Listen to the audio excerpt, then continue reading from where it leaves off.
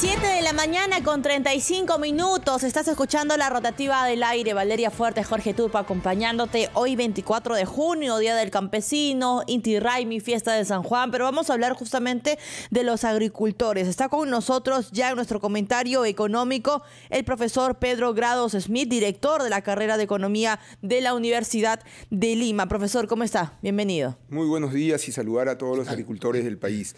La verdad, la importancia del sector agropecuario en el Perú implica un 6% de la producción total, pero desde la perspectiva de empleo es 13% del empleo formal y más de 20% si consideramos el empleo en su conjunto. Recordemos que lamentablemente en nuestro país más del 70% del empleo es informal. Por otro lado, es el segundo sector en importancia en exportaciones.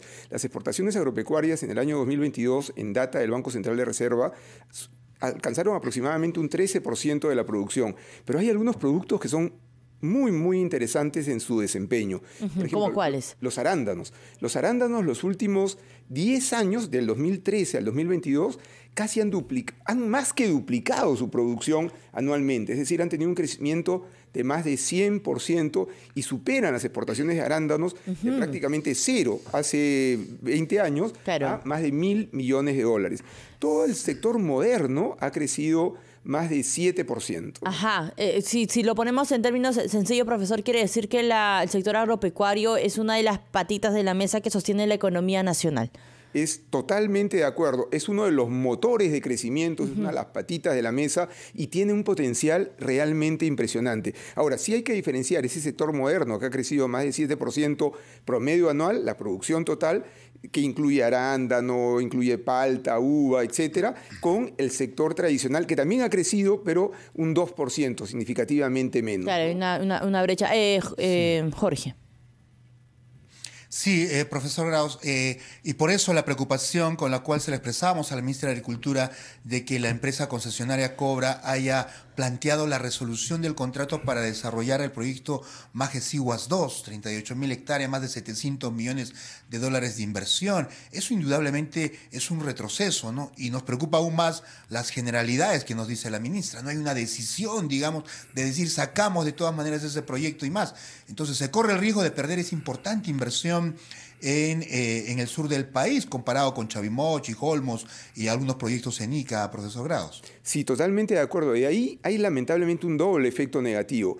Uno, el efecto del proyecto en sí mismo y su generación, digamos, multiplicadora, pero además imagen, reputación. Es decir, perdemos la posibilidad, pues es un proyecto que tiene años y no se ha logrado materializar, no se ha llegado a un acuerdo. Y acá hay, yo diría, una doble responsabilidad, una responsabilidad del gobierno central y una responsabilidad del gobierno regional. Algo similar, aunque en su tercera etapa está pasando en el norte, ojalá se llegue a un acuerdo, aunque es algo difícil, con Cobra, este grupo español, y se expanda también el norte. Pero un tema importante, estos grandes proyectos también deben de tratar de generar hilos conductores o integración vertical con productores en otras zonas del país, ¿no?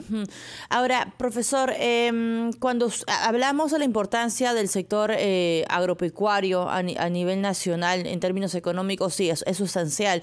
Pero ¿en qué condiciones trabajan los campesinos y las campesinas? A ver. ¿Tienen un salario? ¿Tienen protección? ¿Qué tan vulnerables son, ¿no? Ante, por ejemplo, situaciones como pandemia? Muchos de ellos dejaron de percibir, digamos, lo que ganaban antes, ¿no? Si bien es cierto, no dejaban de trabajar, pero sus ingresos, como todos los peruanos, también se vieron golpeados. Sí, a ver, son dos sectores y en ambos existen problemas por resolver. En el sector moderno, que ha crecido 7%, el principal problema es que el empleo es temporal, no es los 12 meses del año. Mientras están empleados, sí, efectivamente tienen seguridad social, tienen generación de pensión futura. Pero ahí lo que habría que tratar de generar es algún mecanismo que les permita tener un ingreso permanente, ¿no? Pero es un sector moderno, un sector que sigue creciendo, etcétera. En algún momento en Ica, en algunas zonas de La Libertad, existía 100% de empleo en los momentos de esos picos. En el otro sector, el sector tradicional que ha crecido 2%, la verdad no tienen nada. O sea, tienen simplemente la venta de su producto y el ingreso que reciben, pero no tienen seguridad social, no tienen tampoco la generación de una pensión, y ahí está el gran tema de los intermediarios. Hay que trabajar mucho en la cadena, desde el productor hasta el cliente. ¿Qué tanto daño le hacen los intermediarios, no? Porque claro, ellos sacan la papa en costales, lo colocan de repente a alguien, esta persona a otra persona, esta persona a otra, hasta llegar a los mercados que vemos de repente aquí en la capital o en alguna región.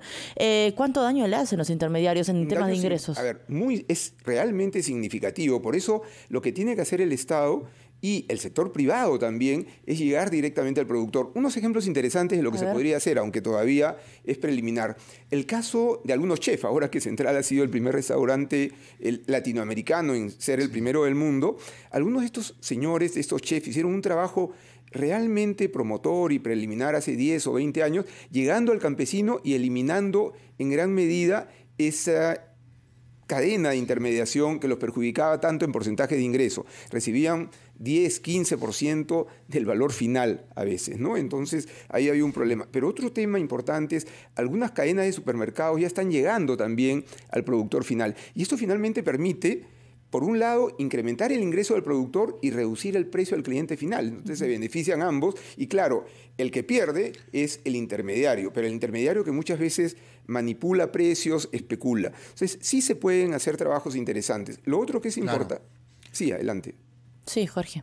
No, solo un ejemplo de los intermediarios. La cebolla en Camaná, en Chacra, 3 soles. A los mercados de Arequipa llega 4.50, 6 soles este fin de semana, profesor.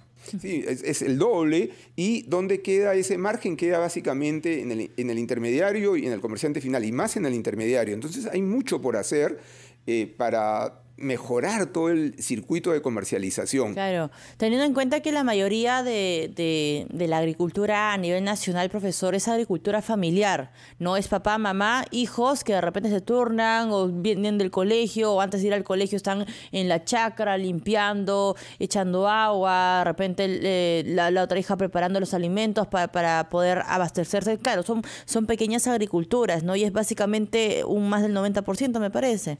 Y ahí lo que hay que hacer es conectarlos con el mercado, generar asociaciones de productores, porque la pequeña chacra no es competitiva necesariamente en costos. Claro. Uno no va a comprar un tractor para una pequeña chacra. Y también está expuesto, ¿no? Y también está expuesto líneas de financiamiento, etcétera. Pero hay experiencias muy interesantes incluso en la base de la pirámide. COFIDE, por ejemplo, la Corporación Financiera de Desarrollo, tiene algo que se denomina las únicas, que es llegar a situaciones de pobreza extrema y tratar de facilitar, primero, técnicas para mejorar productividad y, segundo, canal de comunicación para poder colocar ese producto en el circuito y en los mercados. Sí. Ahí nomás se gana muchísimo. Al final es incremento de productividad, más ingreso, disminución de la pobreza. Recordemos que la pobreza implica más del 40% de la población rural, sí, ¿no?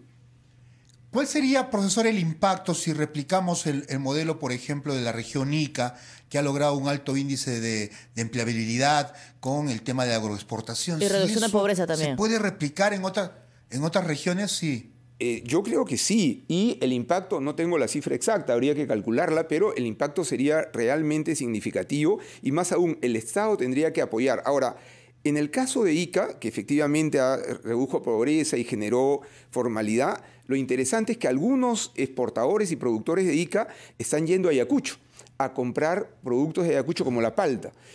¿Y eso qué significa? Eso significa que ya va llegando el canal moderno a parte de la sierra. Y ahí sí hay que ir a la... Se van contagiando. Se van contagiando, en el buen sentido de la palabra, un contagio positivo. Y eso va a permitir seguir creciendo en la producción, incluso generar productos en temporadas distintas. Recordemos que el Perú es uno de los países más megadiversos en lo que se refiere a climas. Entonces las posibilidades de producir son importantes. Y dos productos que es importante también mencionar, valga la redundancia, el cacao y el café.